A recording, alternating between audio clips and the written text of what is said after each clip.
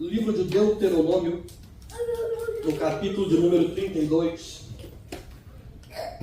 Livro de Deuteronômio, capítulo de número 32, e verso de número 11.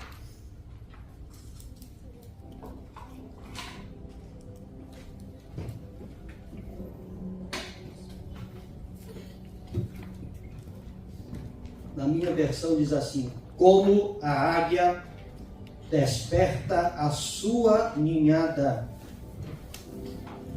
e voeja sobre os seus filhotes, estende as asas e tomando-os, os leva sobre elas. Assim só o Senhor o guiou, e não havia com ele Deus estranho.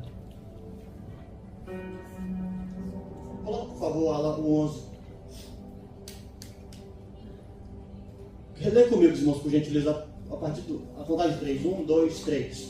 Como a águia desperta a sua ninhada, move-se sobre os seus filhos, estende as suas asas, toma-os e os leva sobre as suas asas. Assim, só o Senhor o guiou, e não havia com ele Deus estranho. Meus irmãos, bom, deixa eu trazer um pouco do contexto aonde esse versículo ele se encontra, no capítulo de número 32 do livro de Deuteronômio. É no capítulo de número 32 que Moisés ele sobe no monte e ele está vendo a terra prometida que Deus havia prometido a Abraão, a Isaque e a Jacó. Ele sabe que ele não vai acessar naquele momento a terra prometida e, bom, ele já está com 120 anos de idade. E Abraão, ele sabe que dali ele já não desce, ou Moisés não desce, porque ali ele encerra o seu ministério. Ele não encerra embaixo, ele encerra em cima. E nós conhecemos a história, a trajetória do ministério de Moisés, quando lemos o livro a partir do capítulo 3 de Êxodo até Deuteronômio. Existe uma série de episódios extraordinários, fantásticos, aonde Deus se utiliza através de um homem, e este homem é Moisés, para realizar os seus feitos. Nós conseguimos enxergar ali, bom, enquanto o povo ainda estava no Egito, quando houve para os egípcios as 10 pragas, mas para os hebreus os sinais de Deus, porque todas as pragas só danificou, prejudicou e impactou negativamente os egípcios, aqueles que faziam parte do povo, que havia uma promessa, eles assistiram o que estava acontecendo, mas o tempo passa. Dentro da trajetória de Moisés existe ações de fé, onde exigiu tudo que ele tinha, e nós vemos um homem atencioso à voz do Senhor, mas mesmo ele sendo uma das figuras mais brilhantes do Antigo Testamento, ainda tem alguns registros de um homem reagindo dentro das suas idiosincrasias, dentro das suas características individuais, dentro das suas personalidades, porque embora ele seja quem foi, ele era homem suscetível a falhar, a reagir, dada a pressão que ele vinha, tendo em vista que dizem os mais estudiosos que ultrapassava a casa de 1 milhão de pessoas que Moisés tinha que estar à frente. Então, mais de 1 milhão de pessoas são mais de 1 milhão de problemas. Imagine tudo o que aquele homem tinha que administrar, julgar, legislar e mesmo assim permanecer na direção de Deus. Você lidar com as pressões, com as condenações, com as punições, com as traições, e mesmo assim você permanecer com o ouvido atento à voz do Senhor, com a cardia, com o coração alinhado ao coração de Deus, e mesmo sendo um homem que se esforçou para viver de acordo com aquilo que Deus tinha, por alguma reação que Moisés teve, ele não entra na terra prometida, mas ele não termina o ministério dele embaixo, ele termina o ministério em cima. Ele sobe o monte, mas ele não desce do monte. E aonde ele está, ele compõe um cântico, e é o cântico de Moisés. Existem mais de uma composição poética de Moisés na Bíblia Sagrada, porque existe salmo que correspondem a Moisés, inclusive o salmo de número 90, que tem um texto precioso ali. Mas em Êxodo tem 2 composições de Moisés. A primeira no capítulo 15, quando eles estão celebrando a libertação do Egito, atravessam o Mar Vermelho, e é conhecido como o Cântico do Mar. O segundo cântico é o do capítulo de número 32. E o que é que, seria o tema deste cântico, desta composição, desta poesia? É o cântico em que Moisés, ele está trazendo à memória os feitos de Deus. Quando ele olha para trás, para frente ele vê o povo às portas da terra prometida, mas quando ele olha para trás, ele vê 40 anos de deserto, 40 anos de rebeldia do povo, 40 anos de manifestações espirituais de Deus que foram gloriosas, ao passo que também assustava. Registro desse texto está em Êxodo capítulo de número 24, quando o Senhor ele desce no cume do Monte Sinai, e a cena era gloriosa, mas assustava as pessoas que viam. O monte tremia, relâmpagos e trovões no cume daquele monte. Então a gente consegue já imaginar todo aquele cenário. Às vezes um relâmpago perto de onde nós estamos morando já nos assusta. Agora, quando a terra treme, quando existe no cume do monte toda aquela nuvem escura, espessa, volumosa, e uma voz irradiando de lá de dentro. Então, o povo vê tudo isso. Moisés, ele participa disso tudo. Quando ele olha para trás, dentro dos 40 anos, o que também ele vê? Ele vê um Deus que conseguiu conduzir o povo para a terra que havia prometido. E a pergunta que talvez Moisés ele faz é: como é que Deus conseguiu? Como é que ele conseguiu?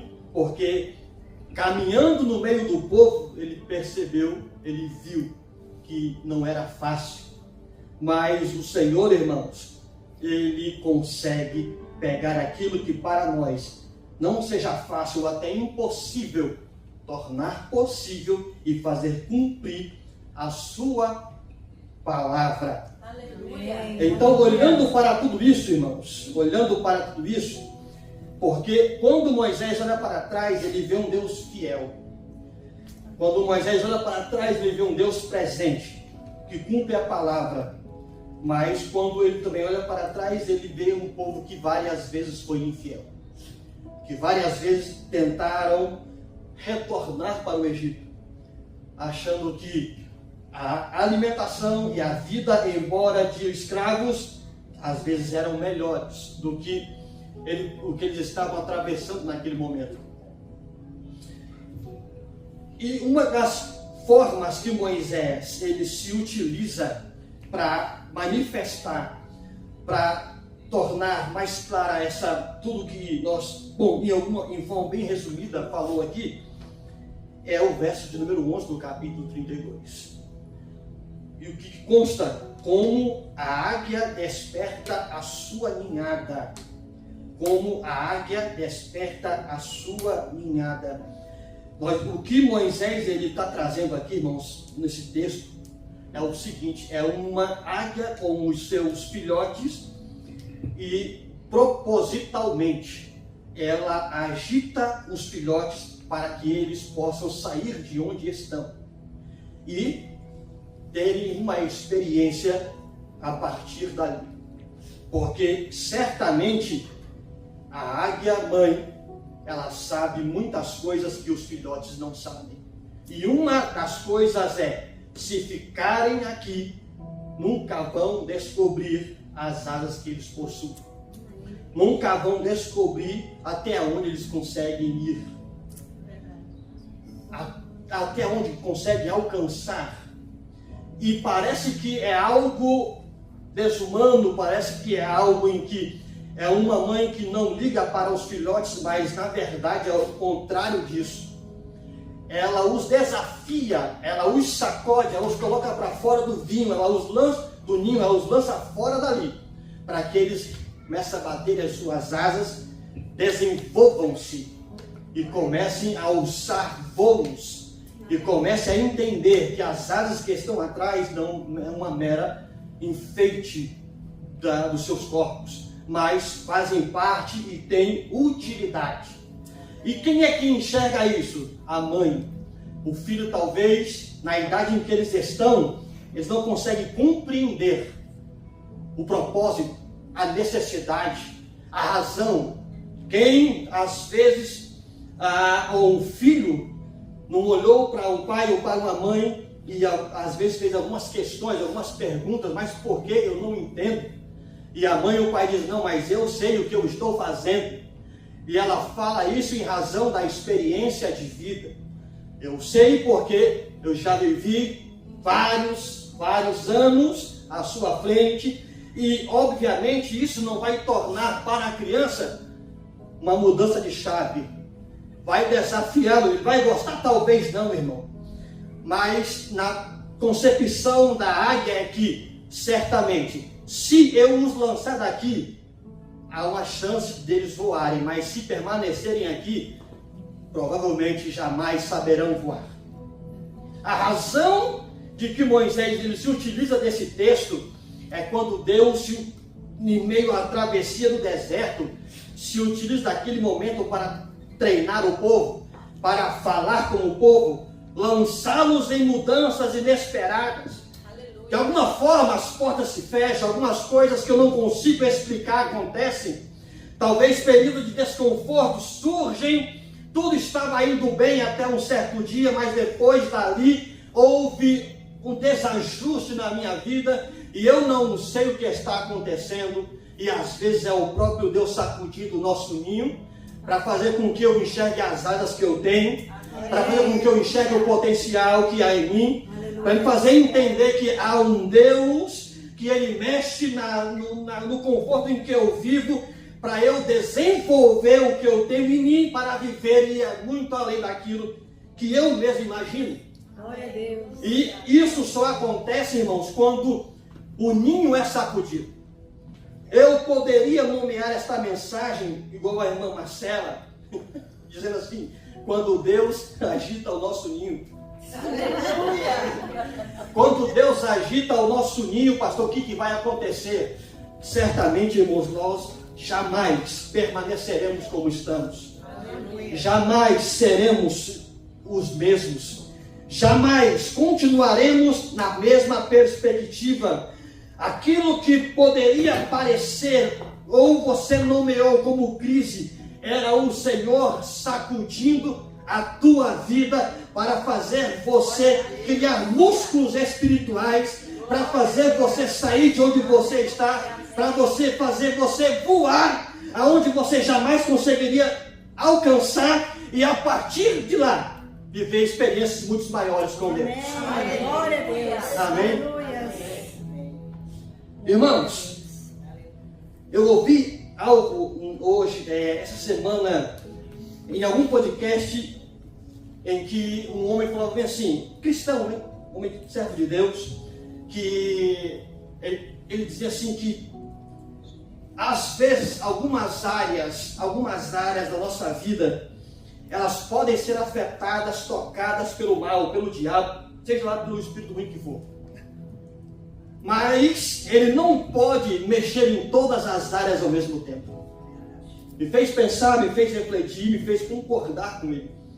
Porque de fato, irmãos, o inimigo ele pode, de alguma forma, acessar alguma área da nossa vida.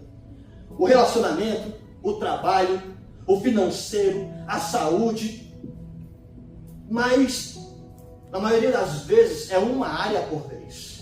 Ou apenas uma. Mas, quando acontece tudo ao mesmo tempo, uma coisa atrás da outra, ele dizia bem assim, já não é mais o inimigo. Já é Deus mexendo com você. Já é Deus mexendo comigo. Já é o Senhor sacudindo o ninho da nossa vida. Já é o Senhor dando aquele saculejo nas nossas estruturas. Já é Deus nos arrancando de onde nós estamos, porque é hora de um crescimento. É hora de amadurecimento. É hora de robustecer a vida espiritual. É hora de se tornar não mais um menino na fé, mas um adulto na fé. De assumir responsabilidades maiores, de você comprar brigas espirituais em nome de Deus, de assumir a responsabilidade que o céu te entregou, que outrora você fugia, mas hoje você diz, Senhor, pode mandar que eu vou assumir, e em teu nome vai dar certo, vai funcionar, vai acontecer, porque Deus é a águia que mexe conosco, garante a assistência a nós todos. Amém. Eu estava falando com o Daniel sábado passado e falei da minha experiência do meu outro trabalho que eu saí, que eu achei que ia ficar lá por 2 anos. Eu trabalhei lá por quase 3 meses com o irmão Sidney e nós fomos convidados a sair. Não é, irmão Sidney? Fui trabalhar lá na New Market por uma semana, conheci a irmã Viliane e a família dela está aqui, glória a Deus por isso. Saí de lá, voltei para o lugar que eu estava com o irmão Sidney e falaram, Jeremias, fica aqui por 2 semanas. Falei, pronto. Fiquei por 2 semanas. Uma pessoa do trabalho saiu e uma vaga se abriu e me falaram, agora você vai ficar aqui até acabar a obra. Quantos anos? 2 anos. Eu falei, opa, agora ficou tranquilo. Porque não tem nada pior, irmão, do que você saber que seu trabalho vai finalizar e você tem que ir atrás de outro, tendo a possibilidade de não ter o outro trabalho. Saí lá do marketing, que poderia ser um trabalho de longo período, porque eu sabia que Deus estava me conduzindo. E às vezes, embora o desafio está na frente, Deus nos convida a ouvir a voz dele. Amém. O desafio, ele pode estar na frente e parecer, assustador, mas Deus é o garantidor de que vai, de alguma forma, providenciar a porta aberta. Eu tenho uma palavra de Deus para você nessa noite. Deus, se você puder levantar a mão, Deus vai providenciar a porta aberta para você. Deus vai providenciar a porta aberta para você, embora pareça que nada vai acontecer. Amém? Voltei para esse trabalho, fiquei 2 semanas, tornou-se a oportunidade de ficar por 2 anos. E eu estou trabalhando. Aí era um chefe, aí um supervisor, depois chegou um camarada lá que é chefe de todo mundo. Estou trabalhando bem, me esforçando do meu melhor ali, né? Aí eu estou lá tranquilo. Aí me chama, Jeremias, vem cá, eu tenho uma novidade para você, né? Não é tão boa. Eu falei, pronto. Você está indo bem. Seu trabalho está bacana. Inclusive hoje foi um bom dia de trabalho, foi estressante, mas você conseguiu trabalhar bem. Falei, que bacana. Mas, mano, depois daí para frente. Só para trás. Mas tem alguém que trabalha na empresa por mais de 20 anos e como você é alguém que está aqui não tem um ano e ele tem 20 anos, então ele tem prioridade. Então você é convidado a sair. Mas quando aparecer de novo a oportunidade de uma vaga você surgir aqui, você está no topo da ligação. Falei, pronto. E quem é que vai pagar a conta até lá, né? Aí eu falei, ok. Saí, tivemos lá quase 2 semanas de oração, o projeto foi implantado, o Senhor fez o que Ele tinha que fazer. Amém. E conforme diz João capítulo 3, verso 8, como o vento, você não sabe de onde ele vem e nem para onde ele vai, assim é todo aquele que é conduzido pelo Espírito. Amém. Então, irmãos, saí, fui para outro trabalho, e depois vai para outro, que eram obras curtas, e eu fiquei pensando, e agora? O que vai acontecer? Uma das coisas que me fez esses dias refletir, e eu conversei com o irmão Daniel, foi o seguinte: naquele local que eu trabalhava lá, irmãos, todo mundo sabia que eu era pastor, todo mundo sabia que eu sabia fazer o serviço, mas sabia também até onde o meu inglês ia. Então, era ruim porque às vezes eles nem queriam conversar sobre alguns assuntos porque talvez você não vai entender. Bem, aí a gente vai suportando tudo isso por quê? Porque a gente precisa trabalhar. Então você vai engolindo os sapos, as chateações, que às vezes a gente não entende, né? Tem esse benefício também. Às vezes ele te xinga, e você não sabe, vida que segue, a gente vai trabalhando, glória a Deus. Agora pronto, eu fui para um outro trabalho esses dias, que acabou ontem. Mais 2 semanas, que virou 2 semanas e meia. E o que isso mexeu comigo? No outro serviço, irmãos, quando eu travava no inglês, sabia o que falar, eu falava, me desculpa, meu inglês não é muito bom igual do lado. Então, aí ele falou, não, tranquilo, tal. Isso já estava na minha mente, que eu tinha que pedir desculpa, etc e tal. Mas no outro trabalho que eu trabalhei, por quase 3 semanas, as limitações foram as mesmas, os desafios são os mesmos, mas eu não falei para ninguém, me desculpa. Dentro daquilo que eu sabia resolver, eu tentava resolver, até onde meu inglês ia, eu ia. Quando não dava irmã Jane, eu parava e o cara do outro lado se virava para resolver. Só que eu percebi uma coisa, ninguém falou para mim, ele não falava bem inglês. Ninguém falou para mim, vamos evitar de tratar esse assunto com ele porque ele tem uma limitação linguística. Aí eu falei, então, por que eu fui falar lá atrás que eu não sabia falar bem inglês? É claro, irmãos, que eles sabem que a gente tem uma limitação na língua, é só a gente começar a conversar que eles vão saber. É ou não é verdade? Só que eu não preciso falar para eles, né, irmão? Deixa eles descobrirem, sozinhos.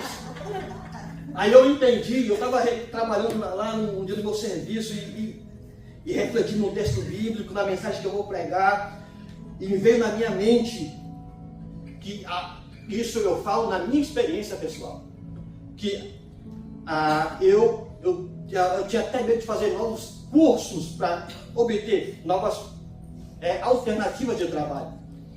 Por qual razão? Por conta da barreira linguística. E foi entrando na minha mente o quê? Que eu preciso arrumar trabalho na proporção da língua, do nível de inglês que eu estou. O medo vai tomando de conta de tal tamanho, de tal forma, que você acha que se você fala de inglês do nível médio, o trabalho que você tem que assumir é na proporção da língua que você tem. E orando e falando com Deus, lendo a Bíblia, eu falei, calma lá. Foi onde esse texto me veio à mente. Foi onde eu comecei a entender o seguinte, eu não preciso a fazer aplicações a trabalhos que estão na proporção do meu inglês. Mas é o meu inglês que vai desenvolver, que vai melhorar na proporção da responsabilidade que eu vou assumir. É isso mesmo.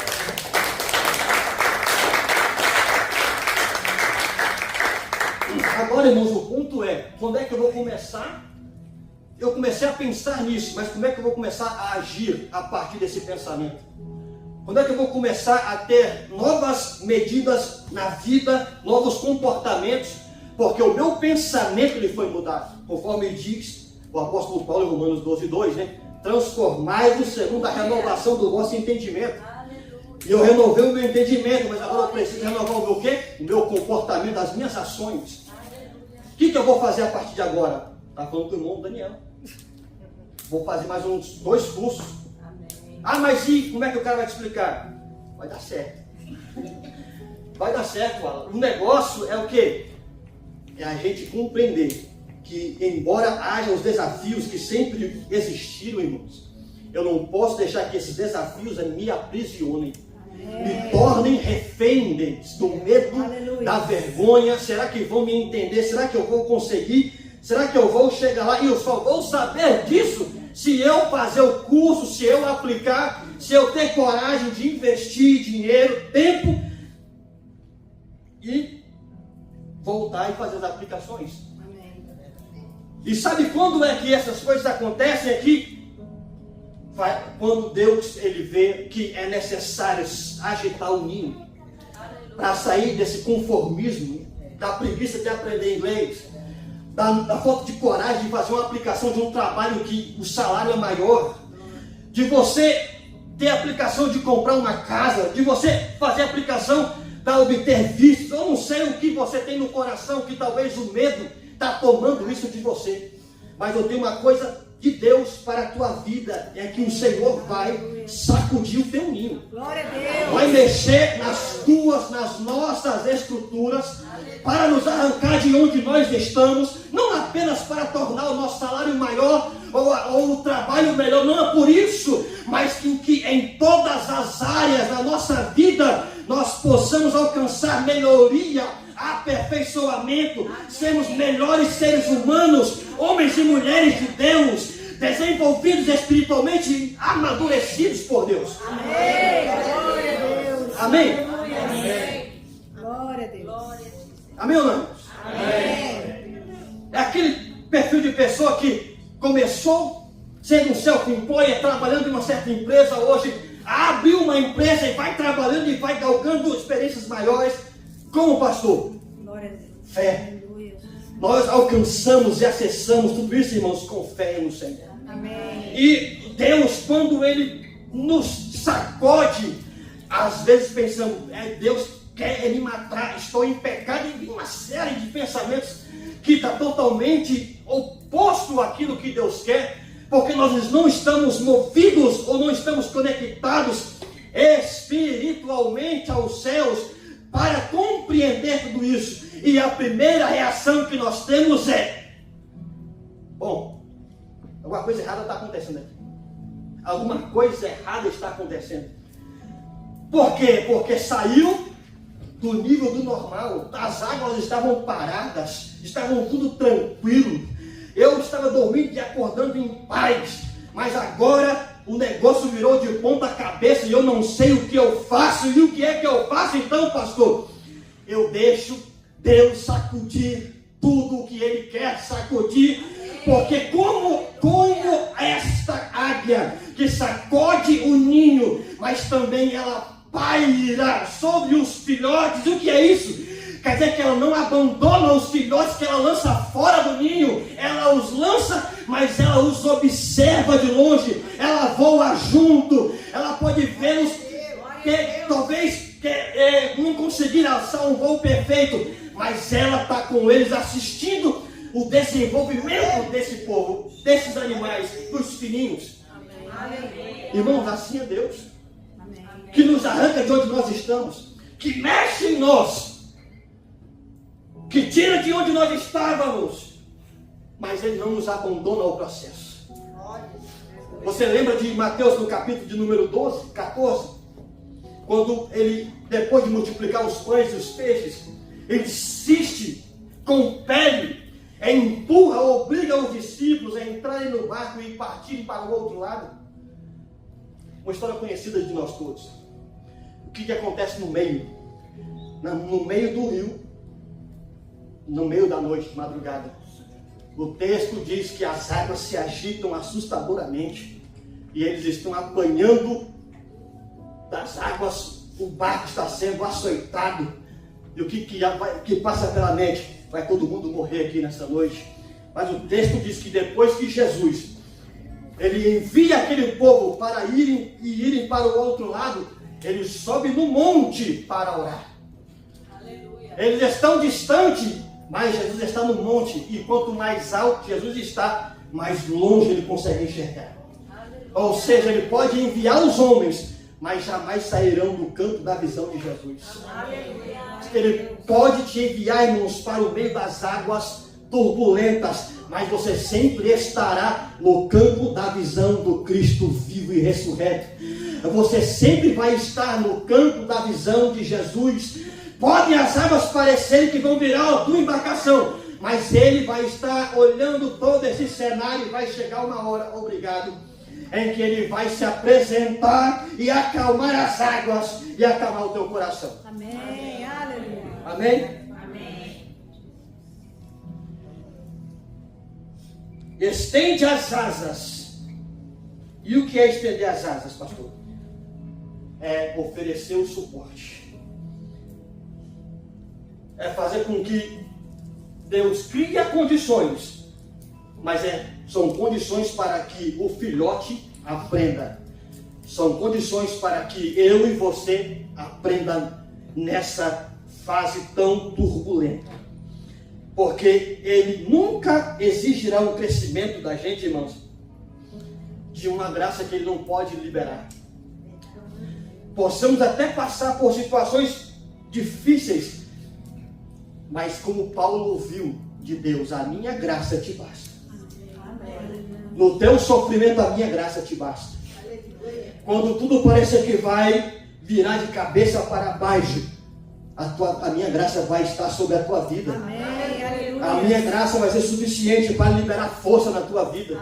A sabedoria que você precisa, o recurso necessário, a direção necessária. Deus vai certamente gerar a provisão necessária. Amém, irmãos? Aleluia. E no final o que acontece? Tomando-os, os leva sobre elas. Tomando-os, os leva sobre elas. Verso 12. Assim só o Senhor o guiou, e não havia com ele Deus estranho.